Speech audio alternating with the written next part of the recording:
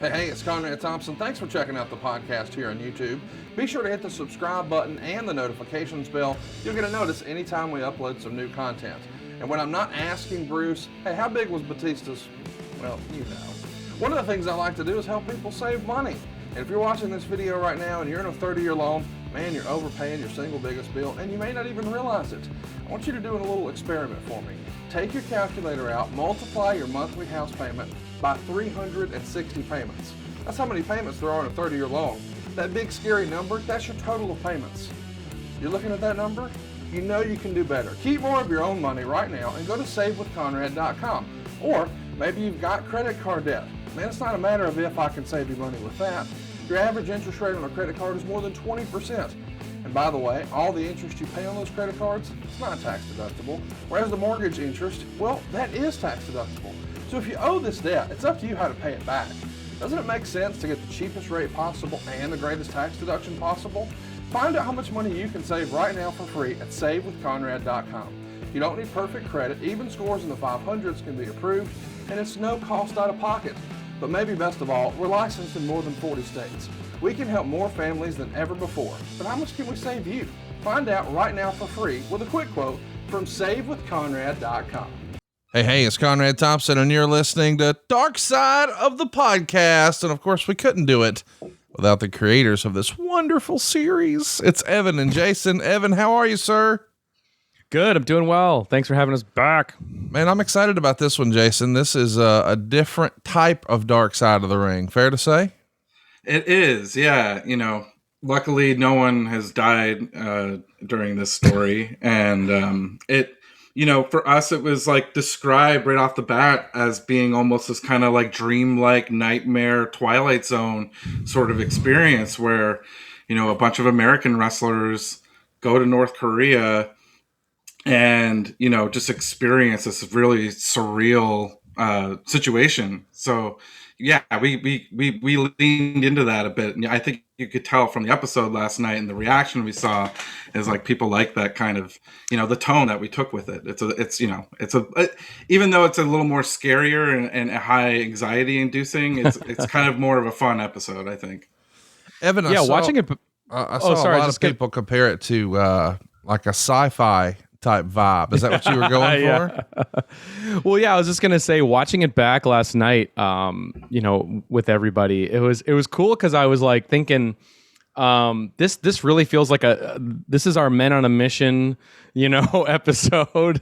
And it really has its own contained vibe, which I think is cool. Like, you know, shout out to Andrew Gordon McPherson, who's our composer, who, you know, as soon as we gave him the direction of Twilight Zone, Surreal, Nightmare, you know, 1960s, Alfred Hitchcock, you know, he went down that rabbit hole of, you know, Bernard Herrmann music and all that classic stuff from the 60s. And he really, like, you know, I mean, I think that episode has its, like, Collision in Korea to me has such its own vibe, you know, as compared to most of the other episodes in the show. And that's just so fun. I think that was like a really cool thing to watch back because it really hit me last night. It always hits me while it's on the air, you know, like I've watched these episodes 100 times plus, but you don't really truly watch it and experience it when everybody else is, you know? And so that was really cool. Yeah. And, you know, there's certain things that our subjects had said that kind of like made us lean into that a little bit too, which we can get into. But, you know, we had Mike Chinoy, who was a CNN correspondent who was there. And he talked about witnessing the experience being like watching like two alien nations like come together. And it's like that kind of makes us like, lean into that like sci-fi sort of tone of it.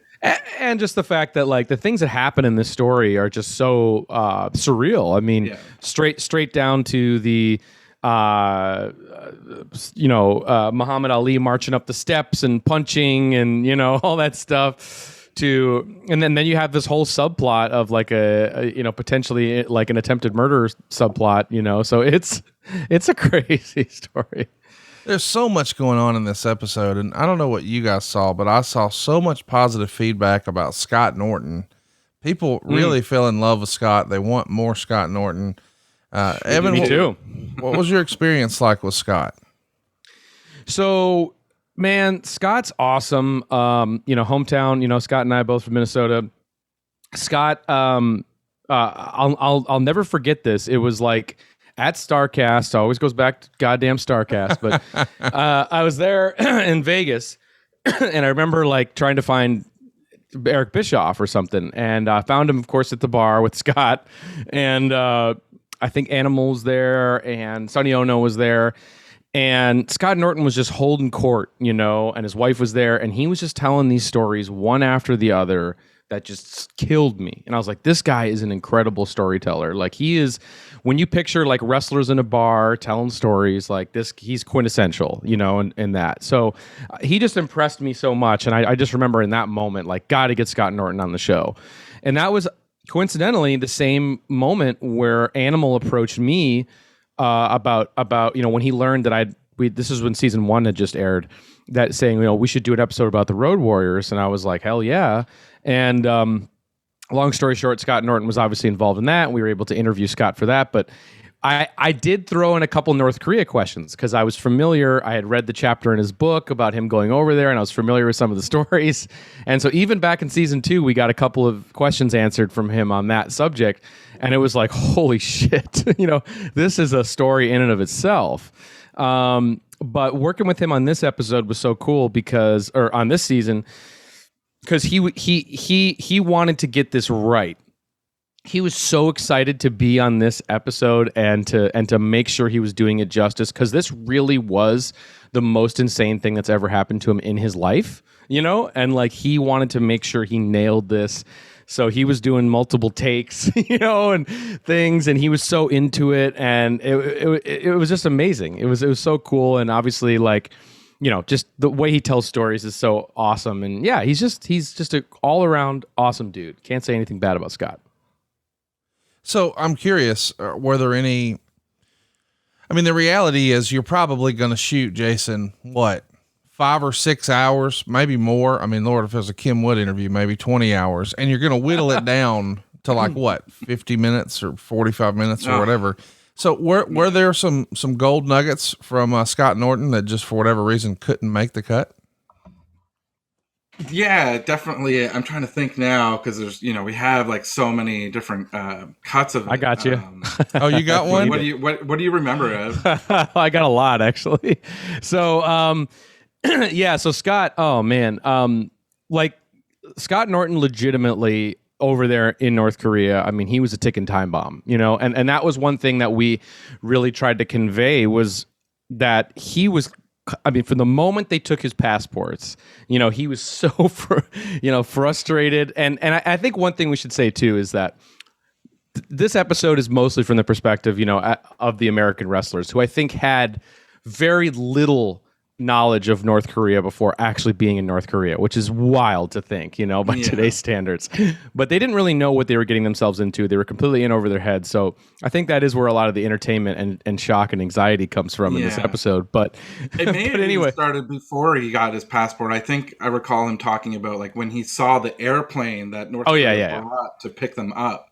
Like that really freaked him out. He said it looked like the plane was like used in World War II, and they like get on this plane and it's got no seatbelts. They try to order drinks and it's like scalding hot, like beer and stuff. And that I think like at first he said like that plane ride was like everyone was so quiet and all you could hear was just like other wrestlers and people like praying like on the plane because they were so terrified. So I heard that he said that Masa said that I think he told people like be careful on this plane because I think the plane is bugged. Oh, like everything you're saying on this plane is being recorded, and I think that's why a lot of people were just like not going to say much.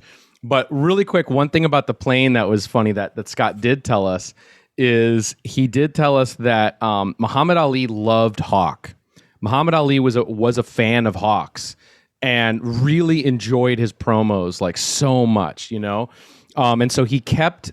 Obviously, he was speaking in a low voice because of his illness, but he was like kept basically telling Hawk like, Hawk, cut a promo on me. And so he just kept insisting Hawk cut a promo on him on the flight, and it was like, do it again, Hawk, do it again. And then, and then or something. And then there was like some story he told about Terry Funk and Ali wanted to hear it over and over and over again, but it was so awesome to see like that connection of that. And then like Ali was just like rolling. He was laughing hysterically just at Hawk, cutting promos on him and stuff, and all that stuff. But going back to Scott, yeah, like I think truly you're right. The plane definitely is where the anxiety started. When the passports got snatched, though, was when the temper was going hot. He was running hot then. So when we had that little pool table incident that we showed in the episode, that to me was kind of like so surreal because it's just like that moment when there's the fly ball, and then it's like that's when things are starting to become like a dream, and time's kind of like irrelevant, in the story. But one thing he told us is the North Korean handlers would like when they wanted your attention or they wanted to tell you something or reprimand you in some way, they would just snatch you by the arm like that, like just grab you like that.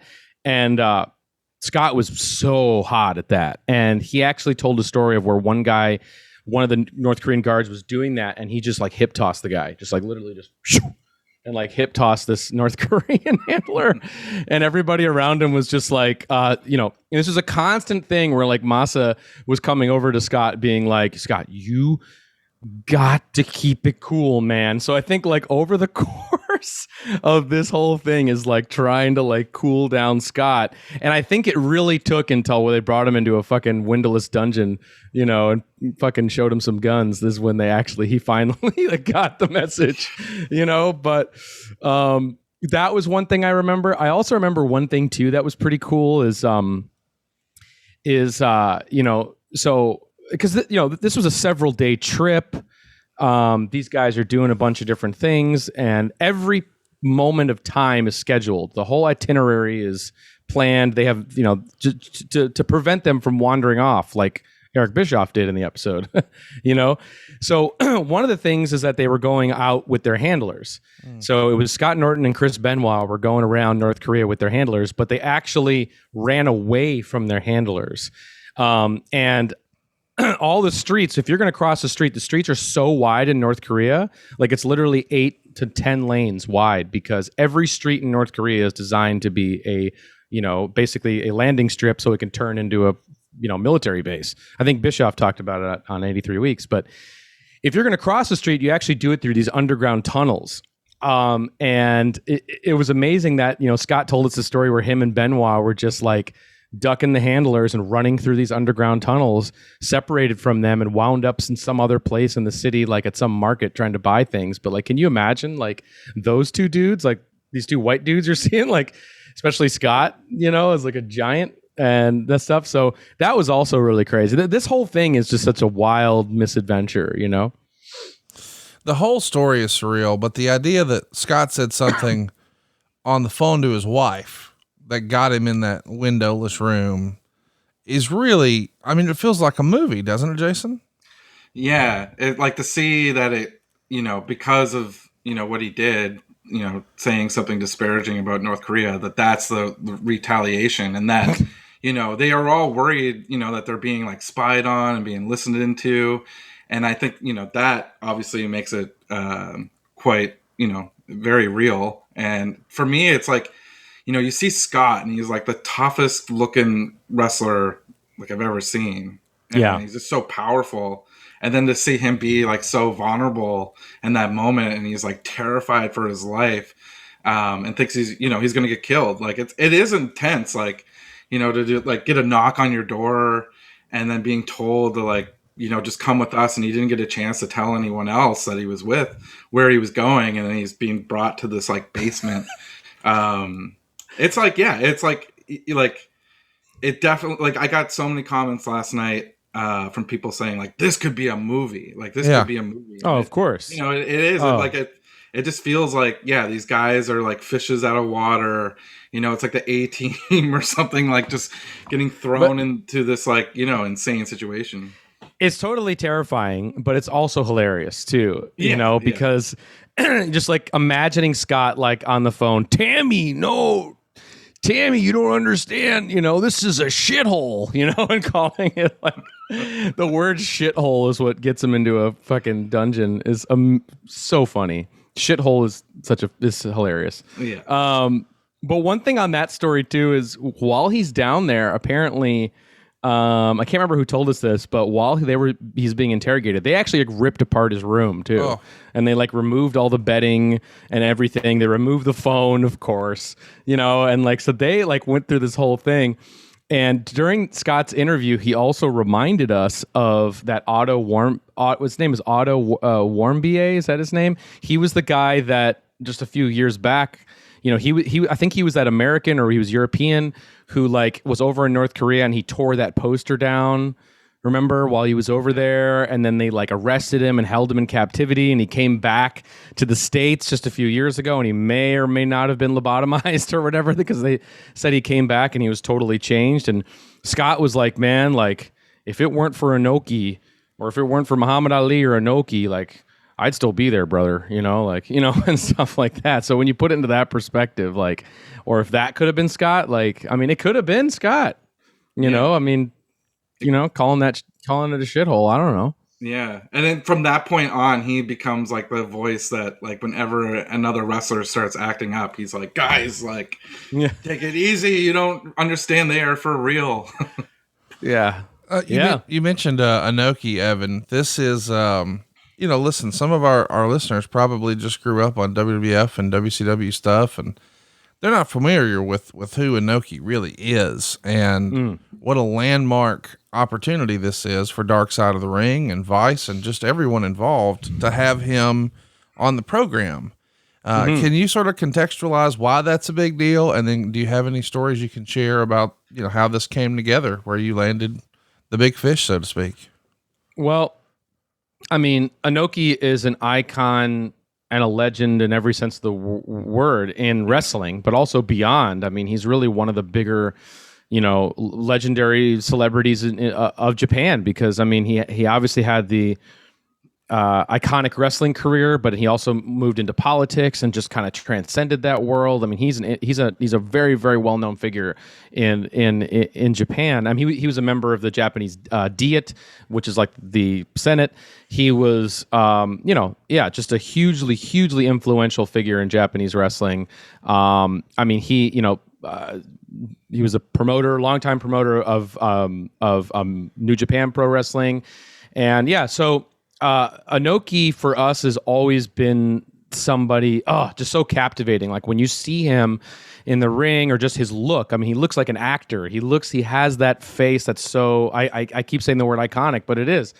And for us, like, we've always loved the Brody Inoki matches. I mean, all that stuff, like watching that. And for us, it was like a long shot. Excuse me. Because we'd heard that his health wasn't great. That sort of news was coming out, but we really wanted to try to get him in this episode. And there's actually a project. I can't say too much more about this right now, but there's another project that's coming to Vice soon, and they were able to interview Inoki on that subject. And so I just threw my hat in the ring, like, hey, can we maybe reach out and see if he would do an interview about our show, about our Collision in Korea thing. And so we got in touch with his son-in-law, Simon, and it was actually really easy. It was like, yep, if we can do it in this hotel at this time, yep, he'll give you 1 hour of his time, go for it, Wow. And it was kind of this thing where it came together very fast, and we had to put it together. We had to get a local Japanese crew together, which we did. And then I basically conferenced in on Zoom and was asking the questions, and it was just so surreal to me to be interviewing Inoki from my living room here, or my office. And but I wanted to not waste time on the translation. Yeah. So I just asked him the questions, having no idea what he was saying back to me. I just was asking questions, getting as much as I can, and just because we had that hour. And it was amazing. It was cool. And then seeing it back was so awesome. And there's so much more there. Again, we always go back to, we only have the hour long, for these episodes. But I mean, there's so much more there that he contextualized about how this event came together, and of course his relationship with Rikidozan. And that's also really cool too, because Rikidozan was a subject that we've been told by fans that they want to see on covered on Dark Side. So it was an opportunity for us to kind of give a little teaser of that. as well. Do you think we'll see a Rikidozan episode? I mean, I think it would be great. You know, It would be, yeah. It's kind of one of those things where we'd have to like figure it out, like because obviously all that stuff happened so long ago, and I don't know how much firsthand there is. Yeah. But hearing Inoki talk about it, you know, I mean, you know, he had a lot to share, and I'm sure there's others that could. But for those that don't know, I mean, we covered it obviously in the episode, but you know, Rikidozan is looked at in a lot of ways as kind of the godfather of wrestling in Japan. I mean, he really, you know, he really put it on the map in a huge way in Japan, and was such a huge force in that. And being from North Korea, you know, North Korea celebrates him. He's in their like school textbooks as someone you would learn about in school, you know, and his home is like a historic site in North Korea. And actually all the guys on the Collision in Korea tour actually stopped by Rikidozan's house to pay tribute to it. So he's a huge figure there in North Korea. And that's kind of how this whole thing came together, because according to Inoki, he learned that Rikidozan was North Korean sometime in the 90s, which is kind of wild to imagine, but that's when it first kind of broke. And so when he learned that, and obviously, you know, Inoki's really heavily into his political career at this time, he knew that his master's wish, or he learned about that his master's wish is that he wanted to go back to his home in glory. He wanted to return back in glory. So what he did is he applied to North Korea to realize that wish. And that was right around the time that the dear leader, Kim Il-sung, passed away. So it was like going to be the 1 year anniversary of that, mixed together with the idea of paying homage to Rikidozan. And so then that's when he sort of started to put it together. And he went over there and he met with them, and he's talking about, and in the interview, I remember reading through the transcripts of, you know, Inoki talking about this, but his form of diplomacy with, you know, the guys over in North Korea is he says, quote, "My diplomacy is that it involves drinking. So you need to get close enough to someone to know what they are really thinking. So we drank a lot." So they got like drunk, and then they developed a relationship, and then who knows? It was like pitched him, "Well, you guys have never seen wrestling before. Well, I'll show you what wrestling is. If you're here, your hometown hero is a wrestler, and you've never seen it. Well, I got to show you wrestling."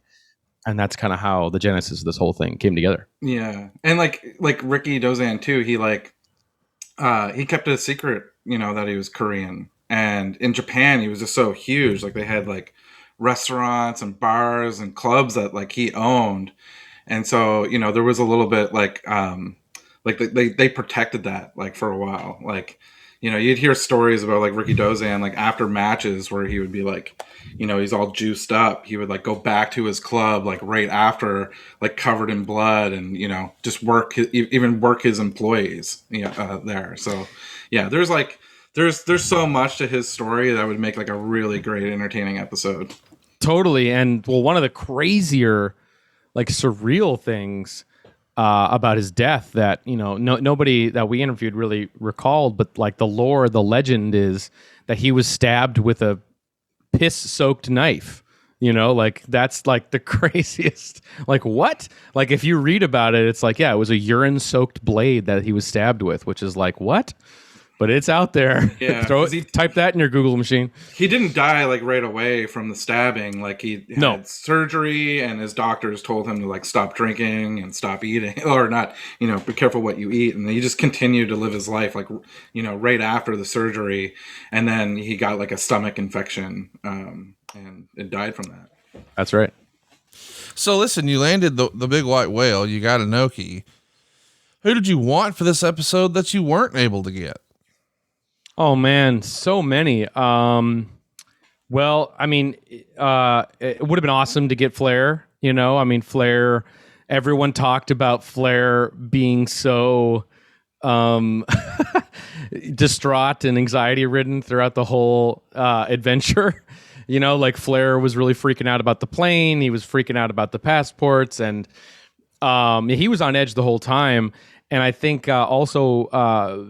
I think it's I mean, obviously, I'm sure his relationship with WWE is what prevented him from being part of the episode. But he also, there's also this incredible moment, which you see a little bit of in the episode, but we don't really dive into it, is that Flair was put on the spot. I think as they were leaving North Korea, the propaganda officials there in North Korea were basically asking him to make some declaration that, like to say what, like with the cameras rolling, with the mics hot, like saying that North Korea is like, it is the supreme nation and it could dominate the U.S.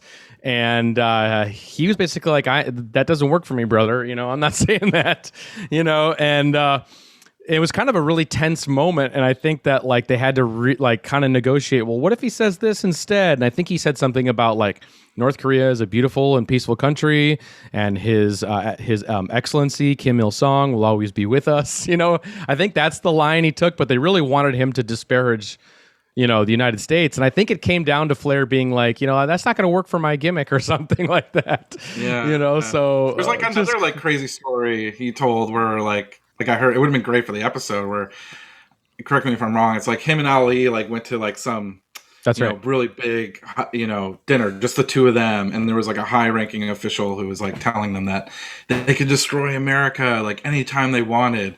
And Ali, who wasn't really speaking that much during the whole trip, like speaks up and says something along the lines of like, no wonder why we hate these sons of bitches. That's and right. Flair was like trying to tell him like, no, man, this is not the time for you to be speaking up now. Yeah, exactly. It was like, yeah, he hadn't really said much the whole dinner. And it was like the first thing he said was just like, no wonder why we hate these sons of bitches. Yeah. And so it's like, oh my God. Yeah. But it was similarly at that same dinner, at that same thing, I think it's either, I get these confused, but there was some event that was some grand event for all the wrestlers. And it was like this crazy spectacle of like all the wrestlers sitting at these tables. This is allegedly the moment when Scorpio's, steals the chopsticks. There was this like all these dancers on stage, and they were like transforming in these dresses, like in fluid motion. Like they were wearing one dress, and then like at the snap of a finger, it would change another color. Like it was some crazy mesmerizing. I think Scott Norton was like, "Yeah, it was some Cirque du Soleil type shit, brother." Scott Steiner just got captivated by this and was like, I need to go check out what the fuck's going on and how these girls are changing in these dresses so fast. So Scott just gets up and starts walking backstage to this event, like off by himself. And fucking like everyone's like, you got to go get Scott Steiner because we're all going to die if he, goes into the place he's not supposed to go. And so two guards wind up escorting Scott back to his seat. But it was like this moment where it was like, wrestlers getting into fucking crazy ass hijinks in North Korea of all places. Like, can't we all just like chill out for a couple days and like not be total, wackadoos? Something I read about, I forget which book it was, but I read about the Steiners having a barbecue over there. Yes. The Steiners were not a part of the show. Were you interested in having the Steiners on? What do you call them on the podcast? Ham Cube and what? Well, it's been a long time, but I used to refer to them as Ham Cubes and School Board. That's right. Ham Cubes and School Board. Yeah. Oh man, it was so frustrating because obviously Scott Steiner, man. I mean, imagine Scott Steiner on Dark Side of the Ring. It just feels like it's a match made in heaven. It is in many ways. Because he's just great, storyteller, interesting presence. And so I thought it would be like a slam dunk, like no problem, Yeah. And then when we started reaching out to him, it was like, we're not hearing back. He probably just doesn't know what the show was. Didn't hear back. Didn't seem like he really cared much to share the story. And then it was kind of this back and forth. And then it was like ghosted us. And then Rick Steiner totally ghosted us. There was no communication back. I was just like, really? That sucks, And so we just had to soldier on because we got deadlines and due dates, and big bummer moment not to get the Steiners because I thought that would be no problem. Yeah, I really did. So we didn't. So we had like not having Flair, not having the Steiners. There was definitely moments making this episode where we're like, shit, are we gonna be able to pull this off? Because we had been thinking about this episode for a very long time. Actually, I was remembered last night that this episode was actually going to be one we were going to make in season 2 if the Owen Hart episode didn't happen. Like if for some reason Martha told us, no thanks, this was going to be in its place, so we were going to rush to make this. But again, thankfully that didn't work out that way. But still, I was shocked that we didn't get the Steiners, because I thought that would have been amazing. But the story you're talking about with the barbecue is where they're all outside. It's probably the best meal they ate on the whole trip, and they're out there and they're barbecuing all this different meat, and Scott is excited. They're finally excited, like, for real food, and so they like eat this. Like he takes a bite of this like chicken or something, and he spits it out, and he's like, "Oh my God, this is shit," and throws it on the ground. And how can we eat this? And he's just like cutting a promo on the fucking chicken there. And like, Scott Norton was just like, "Oh my God, they're going to shoot him. They're going to fucking shoot him," And, and it was like, it's crazy because it's like, and then I think Japanese diplomats or whatever, maybe the Japanese had to like intervene again and be like, de-escalate the situation. I think they forced Scott to apologize, and then contextualizing this too. It's like, the lore in North Korea is like, and this is dark, but 20 miles away probably from that barbecue, allegedly there people in North Korea, because of the famine and because of the drought they were in and the lack of food, and people have been known to like eat people over there, so in context, like if him just being like, "What the fuck's this shit?" As this American wrestler, it's like, holy shit, man, you got to know where you're at. I wonder like how often, like if like any officials had to say like, "No, this is just wrestling. This is just part of wrestling," when they like act up, because there was they didn't know what wrestling is. Yeah, even on the the bus fight, with Scorpio and Rock, there's a Korean official like on that right on that bus who's like watching it, and so I imagine they're working them to a degree too. Oh, seems a bizarre choice of folk to work, but yeah. Carry on, Evan. Let's talk about the chopstick story. You alluded to it earlier. It is the thing that I saw the most comments about. Yeah, and of course you can't tell the chopstick story without talking about Scorpio, who comes off so wonderfully on this episode. A legit all-time performer, way ahead of his time. And we learned a badass in his own right. But this chopstick story, what do you remember about this? Well, I think it was, believe it or not to break kayfabe here, I think you told me about it originally. You mentioned you read some book or some article and said like, yeah, there's like some story about Scorpio sharpening some shivs in North Korea or something. And I was just like, huh? And that actually stuck with me. And it's not really something you can find a lot. Maybe he did it in some obscure shoot interview at one point, but there is not a lot of information out there about this like relationship, this fight that broke out, So I remember when we actually did the interview with Scorpio, and asking him about that story, I did not anticipate that we would be sitting there for the next 45 minutes to an hour, absolutely riveted, as he is just going through this. He's lost in his own story, talking about this whole crazy rivalry, which, I think he's definitely putting a little wrestler exaggeration into, perhaps.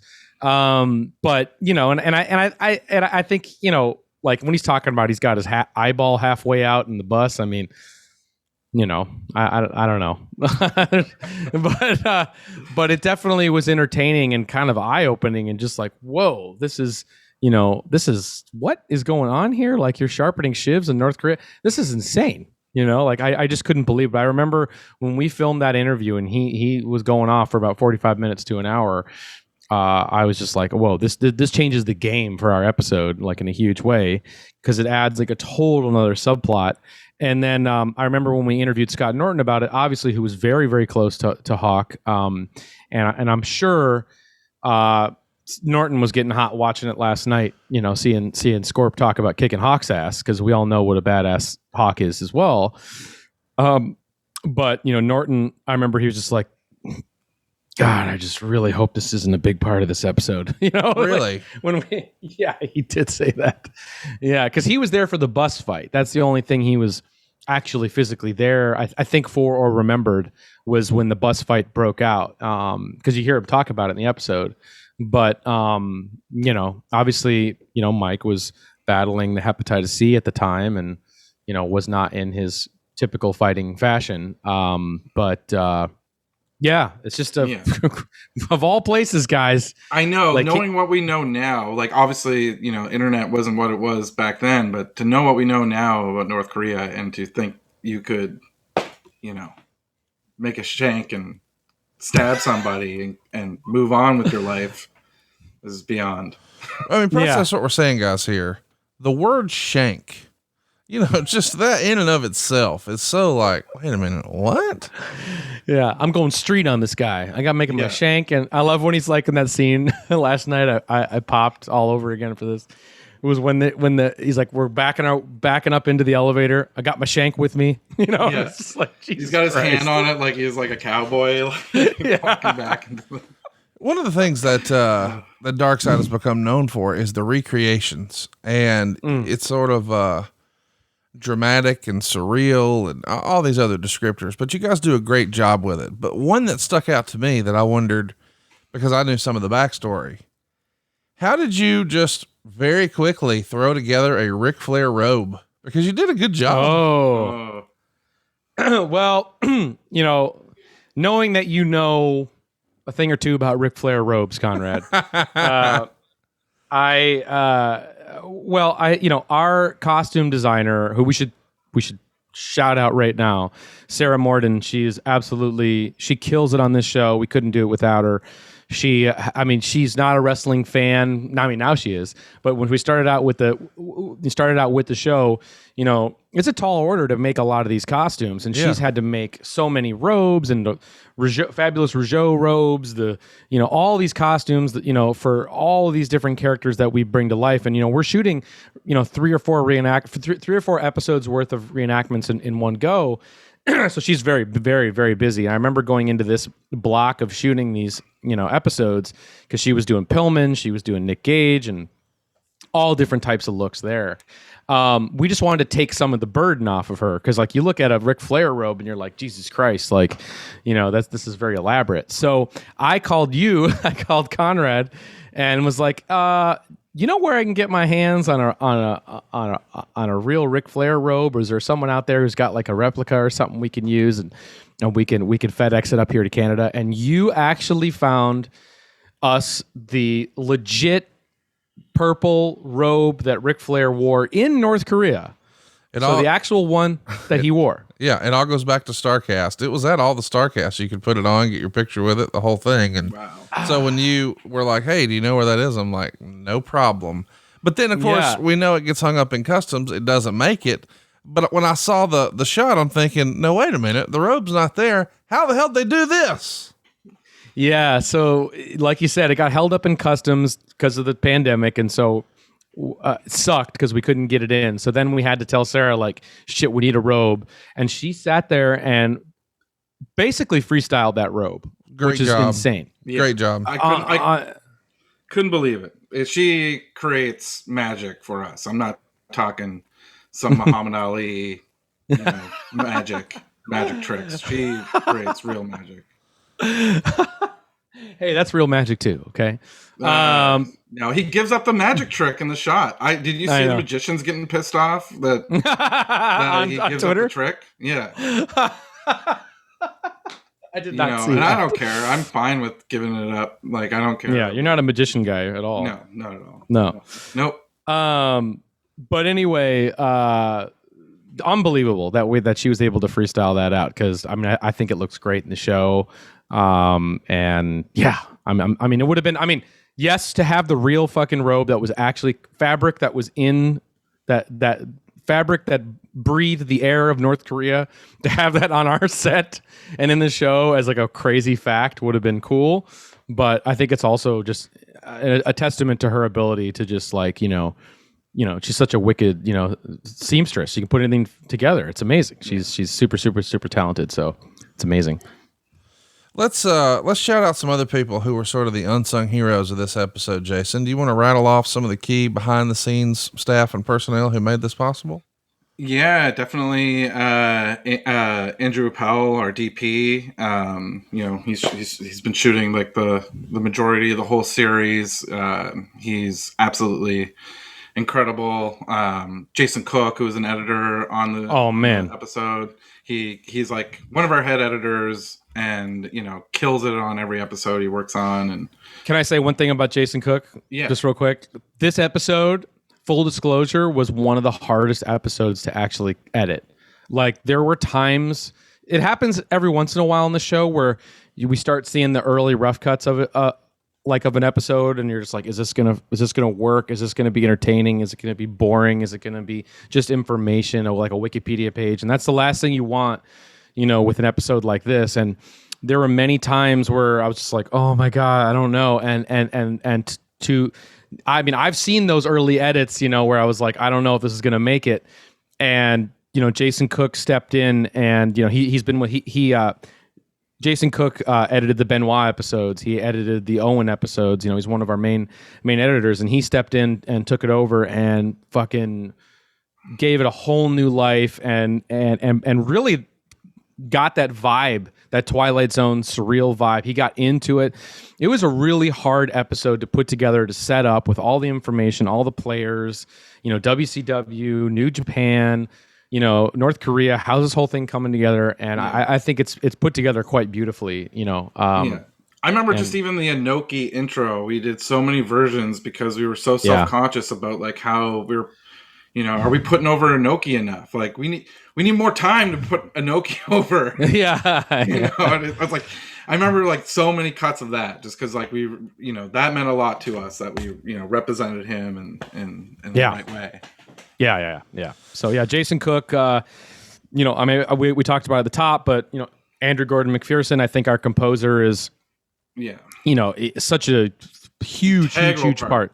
Yeah. The show would not be the show if we were just, busting out library tracks, guys. I mean, I think the fact that this show actually, I think, works for a lot of people is because it has, every episode has its own score, and the fact that he like when you normally hear Dark Side of the Ring music, it's more like that, sequencer, synthesizer, kind of vibes, John Carpenter, kind of deal. And then like this episode has a totally different set of tools, and he really immersed himself into all of the 1950s and 1960s sort of Twilight Zone, Outer Limits. You always hear that theremin in there, and you're hearing all the like strings, and you're hearing all the like horror tropes of the 60s, and it's just gives a really cool vibe to that episode, because this whole story really does feel like these guys are trapped in a dream. They're in a dream.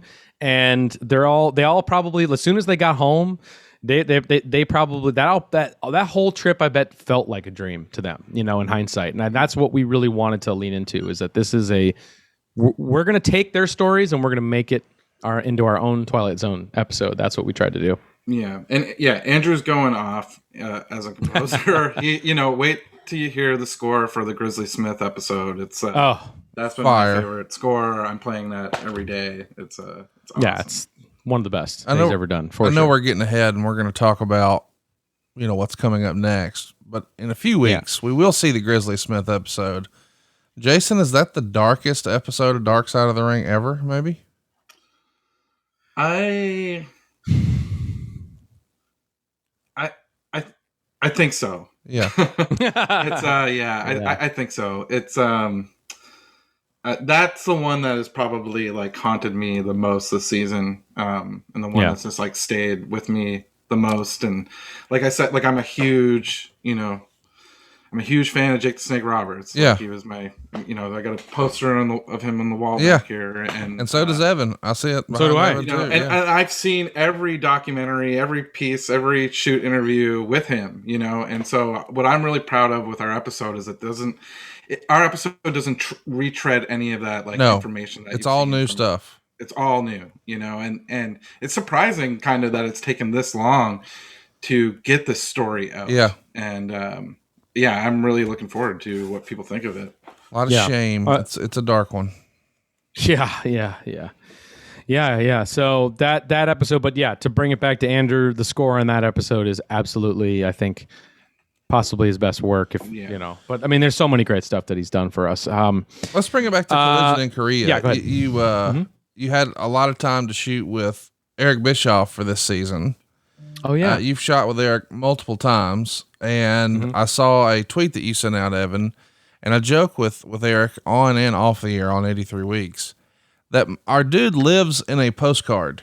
Like anywhere you look, any photo I've ever seen of his home or he's taken from his porch or his backyard, whatever, it just looks like, well, I mean, you could, put that in a gift shop. That's a postcard right there.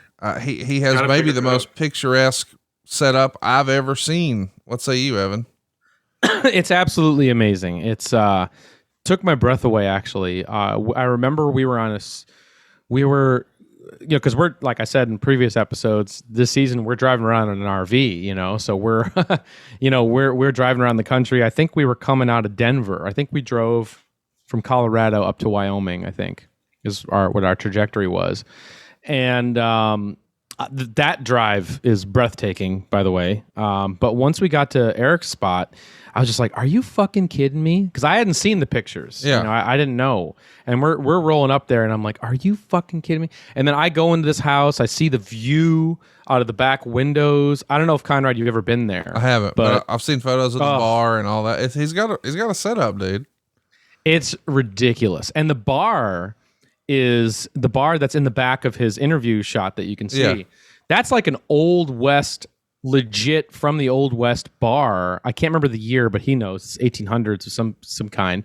And that, I think that when they built that house, when Eric built that house, him and his wife, I think they had to build the house around that. Yeah, I'm pretty sure that they did. They built the bar way before they built the house. And they wanted to make it sort of the centerpiece. And yeah, but the bar is cool, but just the mountains behind him and all that, it's like, dude, this looks like it's a movie. Like this is not a house. This is a location, right? This is a set. It is. And to go with the sci-fi theme, that was kind of one of the decisions to start it off, Eric in that terrain and seeing him, like it almost looks like he's on another planet, and then to alien worlds clashing, like. And he's also he's not only is he vying for a top spot of best location or best home in Dark Side of the Ring, he's also vying for top dog as well. His dog is a gorgeous dog. Because there's a lot of dogs that you see in our show. Yeah. We gotta do the dogs of the ring or dogs of the ring. We gotta do the dogs of the ring. Everyone's dog gets in there. Obviously Cornette's dog is a star on the show. Harley Quinn, Cornette. But yeah, there's a lot of dogs on Dark Side of the Ring, and his dog is gorgeous. I can't remember his dog's name, but Nikki is amazing. Nikki, that's right. So Evan, chat me up about. You and I talk off the air all the time, and one of the things that has really, we're going to preview the Warrior episode coming up in a moment, but one of the things that's always fascinating, whether it's Pillman or Warrior or any of the sort of bios that you guys have done, is talking to the wife. But there are no wives in this. Was that ever a consideration of the panic that the wives may have had? Like, we heard sort of Scott's testimony from being on the phone, but he had to be talking to his wife, and then all of a sudden he's ushered out. I can only imagine from her perspective, because this is, pre-cell phones. Nobody had Zoom in their pocket. There was no FaceTime. It was all landline Jones back then. And it's like, wait a minute, where did he go? What's going on? What's happening? It had to be stressful for the wives back here in America, right? That sounds like a good jobber, Landline Jones. No, it's a great point. To get Tammy, I would have loved to cut to Tammy, in that moment. I actually met Tammy at StarCast, and she was great. She was hilarious. To watch her face while Scott Norton's telling some of his, bathroom oriented stories was definitely a highlight of that trip. I remember. But anyway, she's great. That would have been awesome. Obviously we were focusing it more on like in the moment there in North Korea, but I could totally see a version where, you're getting the other side of the story. Cause I don't think Tammy really knew much about North Korea, where her husband was going. Cause he had come from Japan. He was already over in Japan. Right. And he's flying over there. I don't think he really knew what he was getting into. I don't think she really knew, because she assumed that he was partying out with the guys, yucking it up and drinking and all that stuff. But no, Tammy, you don't understand. It's a shithole.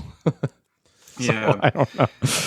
If we had the the means to do like a 2-part episode on it, it would have been amazing to have some of the women wrestlers who are there. Like Bull Nakano is there, and oh my god. And I often wonder, like what was like, we have mostly the male perspective of what they went through, but what was it like for the women that were on that trip? Totally, and that's a really good point too. We did reach out to both. We did reach out to, I can't remember if they turned us down or we didn't hear back. I can't remember, but we did reach out to Akira Hakuto, I can't pronounce that properly, and Kensuke Sasaki, or AKA Power Warrior. But they famously met in North Korea, and they are still married to this day. And there is a legend and a lore around how the boys and girls who were in the hotel, this crazy, 1940s hotel, which we didn't spend a lot of time talking about, but when a lot of them checked into those hotel rooms, they were these massive rooms, but caked in dust, like no one had been there for like decades, so it's, again, that's just like a crazy Twilight Zone shit right there. But anyway, when everyone's staying at the hotel, they could hear the sounds of loud and passionate lovemaking, throughout this whole hotel. Like it was some crazy, almost like ghost, like thing. I'd be like, what the fuck is that? And apparently it was them, it was Hakuto and Sasaki, and they had, interloped in that moment. And a legend has, I don't know if it's true because we didn't get to talk to him about it, but like authorities were called and like they might have gone into the room and, no one was arrested, but they found each other in there. But just weeks after that, they were married when they returned home. Yeah. And I think it's amazing. I don't think any couple outside of North Korea, obviously, but any foreign to North Korea couple, nobody has the origin story. Oh yeah, we met in North Korea. It is crazy to think they're the only that they married the only ones in 95. So I mean, they hook up here, Wow. and then by the end of the year, they're married. So pretty And cool. still little to story. this day. Yeah, still to this day. Yeah, still. And when we interviewed Inoki about it, he didn't know the inner workings of the whole story as I laid it out there, but he had heard about it and he laughed about it, and he's still very close to them to this day. And he was actually like on his way, I think, after that to go see them again or something. So, and they're huge stars over in Japan. They're big stars on TV still to this day over in Japan. But that's where they met. That's their origin story, And it's like another thing on the list of things you could have put in this episode, like easily. So, here we are again. Overstaying, the runtime. But yeah, just another facet to this whole crazy thing. Jason, any other stories that you wish could have made the cut, but just, couldn't make the runtime? I'm trying to think, like, there's moments like I wish that, we could have lived in longer. Like there were cuts, where the initial plane ride was a longer like sequence. Yeah. And that, really built up a lot of anxiety too. But for the most part, I think we've listed them off. Like that Scott Steiner story where he was spitting his food out, like during the dinner. That would have been great. It would have been a great, reenactment to shoot. But there is a deleted scene of that we have, not with reenactments, right. but we are going to put that out, later on. We're going to release a bunch of deleted scenes over the summer in between the two parts of the season. But that is one that we do have. Yeah. So I can't really think of anything else that we wanted to put in there. There was one little weird part where Scorpio thought that they were being fed pigeons. I remember that. Yeah, that was in the cut till almost one of the last cuts. Scorpio has this story, which again, it could be a tall tale, but he was saying that over the course of the days that they were there at the hotel, he was noticing fewer and fewer pigeons around the hotel as the day was going on, and that was his conspiracy theory that they were eating pigeons. That's what they were feeding them. And I was like, I don't know, man, that's crazy. But because he was saying how bland and bad the food was, and I think Bischoff talked about carp was that they were eating a lot of, and things like that. So I mean, obviously North Korea, and I think a year after Collision in Korea is when North Korea went through a huge famine. I think it was literally right on the cusp of when they would go through a huge thing like that. So yeah, just historically, one of the craziest things that's ever happened that not a lot of people know about is that there were fucking wrestlers in North Korea, and it's insane. And next week, something totally different. And as with all things Warrior, it's not without its own controversy. I was a little shocked to see that, A&E's biography has taken maybe a page out of Dark Side. We've already sort of ethered the Macho Man Randy Savage episode here. Some of the other I watched it finally. Well, okay, so before we talk about Warrior, what did you think of the Savage episode? Well, I think man, like I actually have to be honest. Like I was kind of entertained by that first, whatever it is, before it gets all kind of like crazy. I was pretty, like I was into it. I was into how they laid out the WrestleMania 3 match. I thought that was really cool with the notes and the and man, it just goes to show me or show us that I wish it would have been amazing to put Ricky Steamboat, to interview him for when we did the Macho Man episode. He was great. But yeah, I mean, I don't know. I think that the filmmakers maybe were excited when they were like, we got to interview with somebody who's like, we have to like, silhouette and stuff, but like all of that stuff, like when it's put together and if it's not like, and there's many times in our show too, where we get excited about things that are really extreme or really insane. And we always have to kind of check ourselves to like, okay, how can we balance this in a way that, is going to be appropriate for the story that we're telling, or how can we like plant that seed earlier or have that tone and because we are fans, at the end of the day too, and so we always want to make sure our passion for wrestling and things comes through, even at the more difficult and hard and wild moments. I'm not as hard on the Macho Man episode as like everyone, the A&E one, as everybody else is, but I can see why it caught people off guard, because I think for so long it's just really talking about the matches and the career, and then all of a sudden it just kind of goes into this realm of like, what the fuck, without kind of taking the rug out from under you. But I think, at the on the same token, I mean, it's a different filmmaker, and it's not the same filmmaker who did the other episodes, and I think he was approaching it from a different point of view. But I don't know. I was entertained by most of it. Jason, were you surprised to see that their sort of subject list overlapped? And I believe they're going to air in the same week, the A&E version of the Warrior story and the Dark Side of the Ring version. What do you make of that, Jason? Yeah, it's interesting because I think they were originally slotted to air later, and then they bumped it up. But why? Did they just want to have Warrior Week?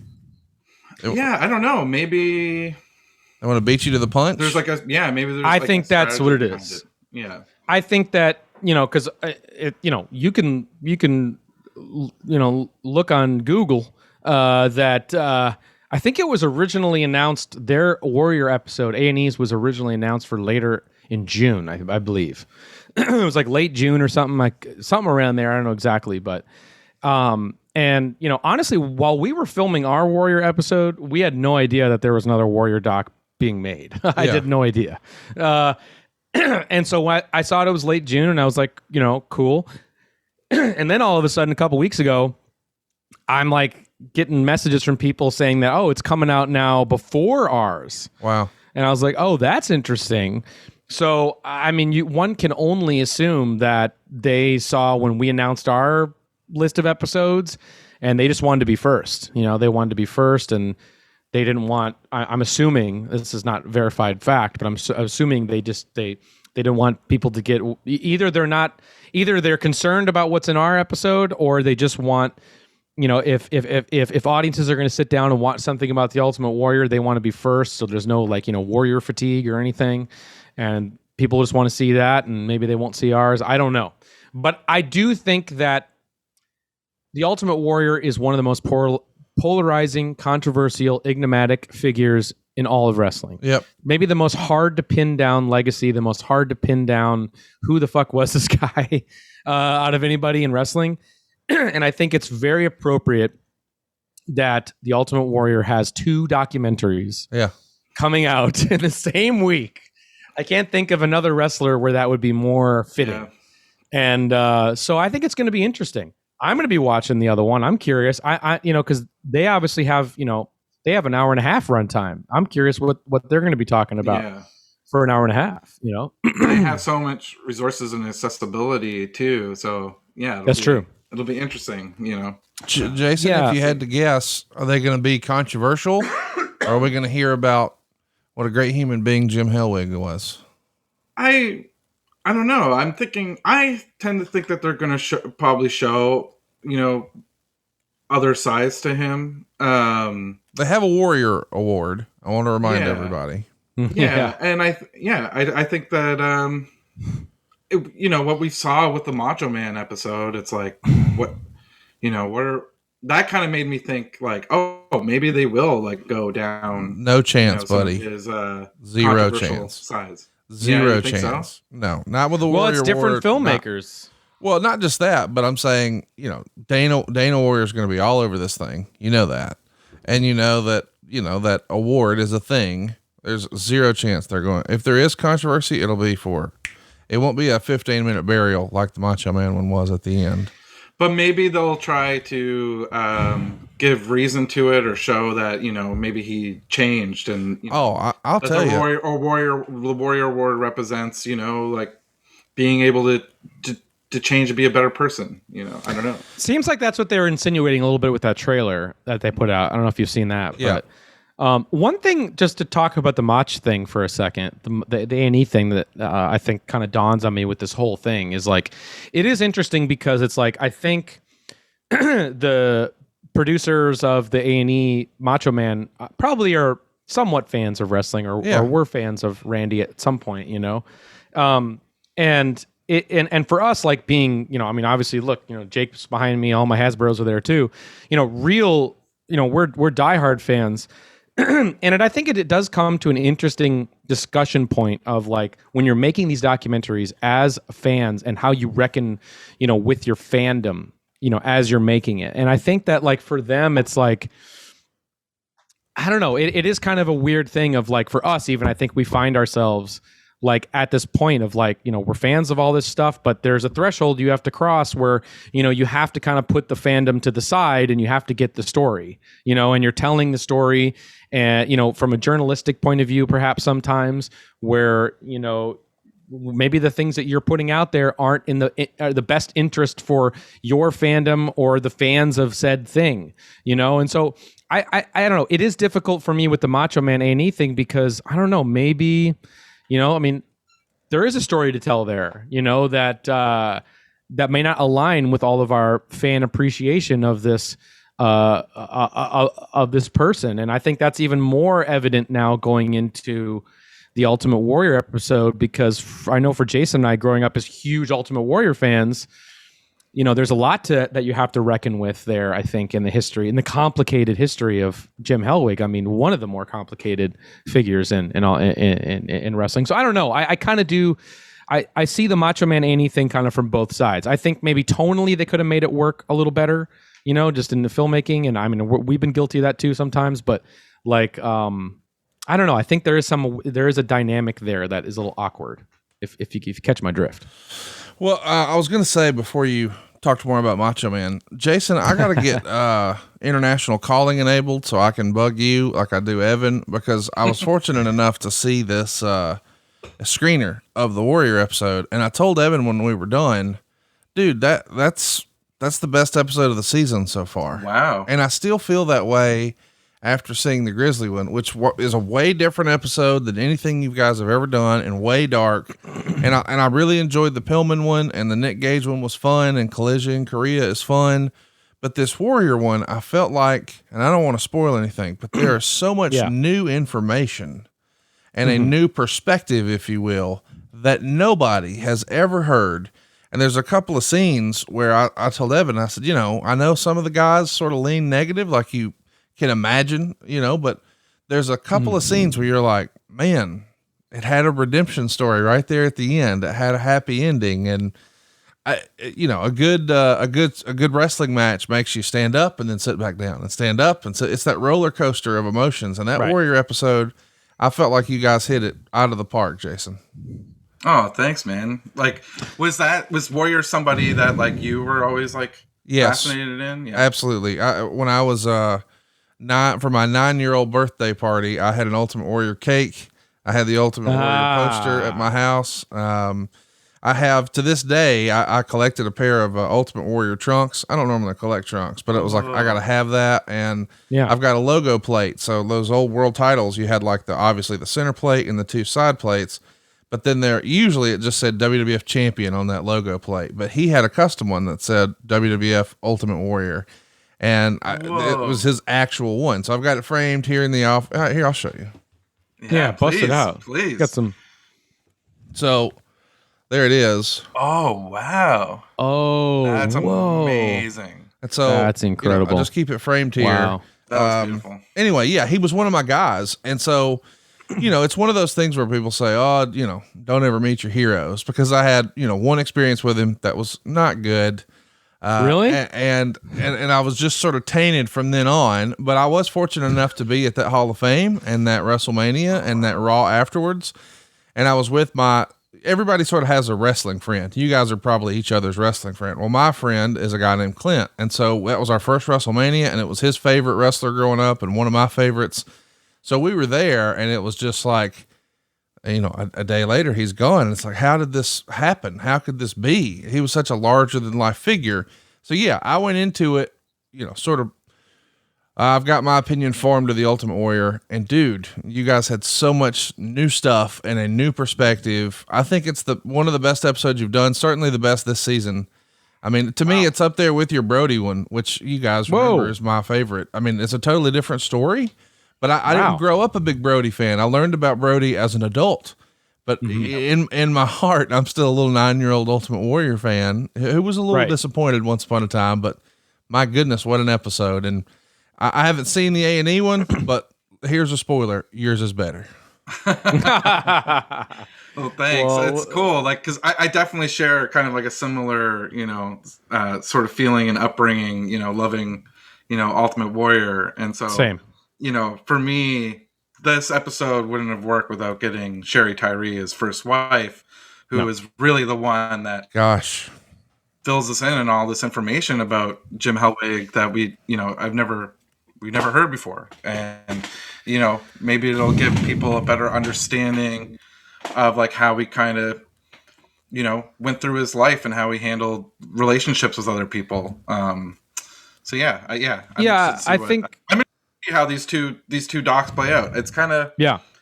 It's kind of interesting.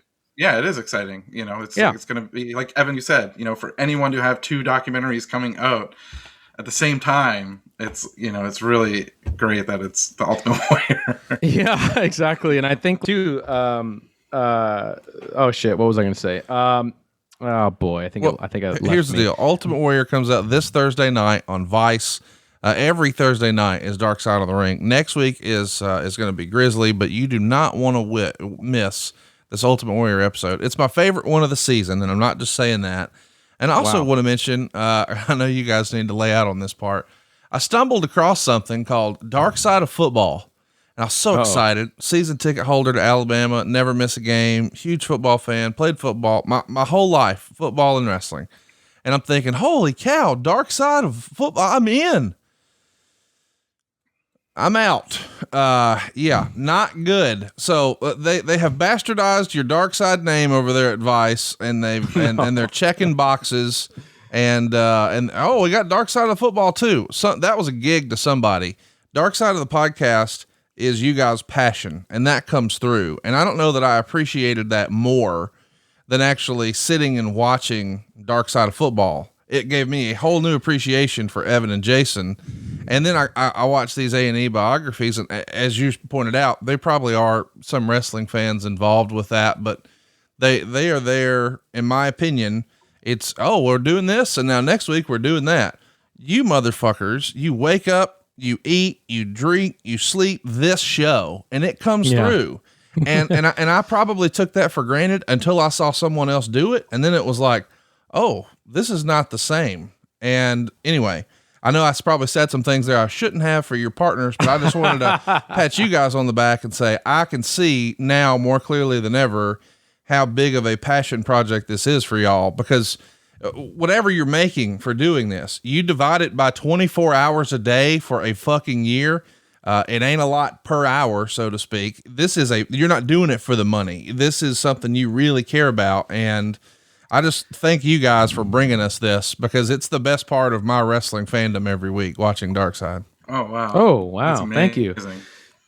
Yeah, it is a thing that we put, so much of ourselves into. I mean, Dark Side of the Ring is, for us, like, Jason and I as collaborators, creative partners, we have such high standards, for ourselves. Like, we're so ridiculously ruthless in wanting to get things perfect. We are perfectionists, and sometimes it's hard for our staff, to or our network or some people to live up to, how we see the show and want to make sure it's the best thing ever. We want the Brawl for All to be the most important thing, that's ever been on the airwaves, or whatever. Like, our standards are ridiculously high.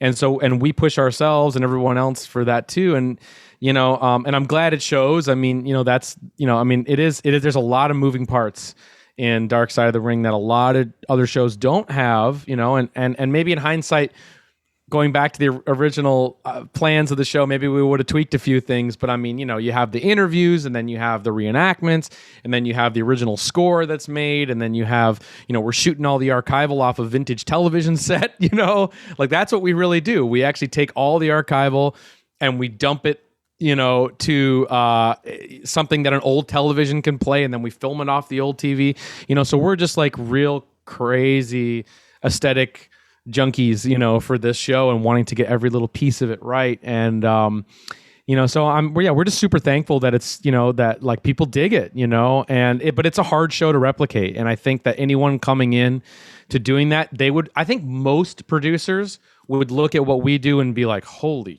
no kidding. That's not sustainable.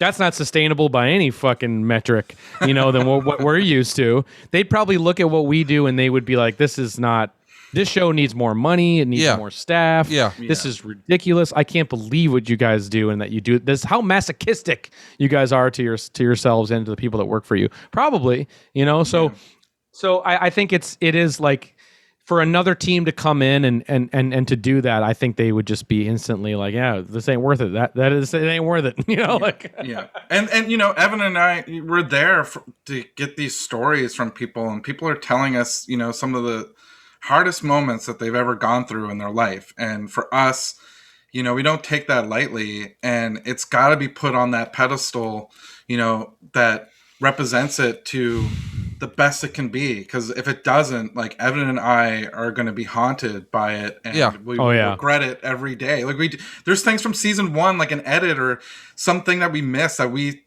constantly remind each other that, like, oh, remember when we screwed that up? Like, so we don't want to live with.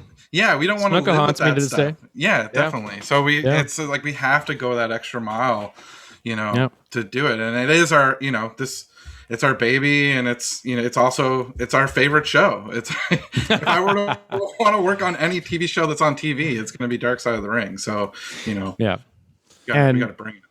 And that's why, like, extra special shout out to all the people that put up with us, and put up with our ridiculous, sets of standards. But, thank God we have such an amazing staff, people that have been with us since the very beginning too. Like, there's a lot of folks that have been with us since the pilot, especially on the reenactment side, and because those are two totally separate teams, not totally, but there are some crossover, but for the most part, and just like, this show, I mean, I think we've talked about it before, but the pandemic has forced us to rethink our perfectionism in a lot of ways, because we've had to relinquish our obsessive, hold on the show a little bit in order to, because we can't be there. We can't be in the edit room with people. We can't be everywhere at once, like we were in previous seasons. And so now to be able to see that we've really empowered, these other creative members of our team to really, to be just as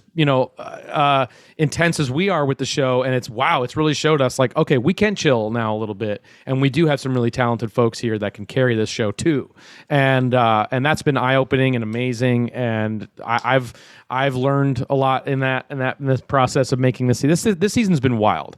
I mean, it's been a wild thing to make during this crisis, and to travel, in a fucking RV, and and all the drama that happened in that side of the walls of the RV.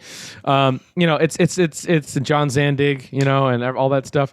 So no, it's been amazing, but it's just so cool to see that the show is still the show. And anyway, I'm just rambling at this point. Well, listen, we're happy to have you guys every Friday morning. Tell your friends about your new favorite TV show. It's Dark Side of the Ring every Thursday night on Vice. And, of course, follow up every Friday morning right here on the My World podcast feed. It's My World with Jeff Jarrett, and you're going to get it each and every Friday. And, of course, we can't thank Evan and Jason enough. But stay tuned. This coming Thursday, The Ultimate Warrior, my favorite episode of the season. And we'll be back next Friday to break it down right here on Dark Side of the Podcast. Hey, it's Conrad Thompson. Thanks for checking out the podcast here on YouTube. Be sure to hit the subscribe button and the notifications bell so you get a notice anytime we upload some new content. And go save yourself some money right now. If you're in a 30-year loan or you have credit card debt, it's not a matter of if I can save you money. It's a matter of how much. Find out right now for free at SaveWithConrad.com.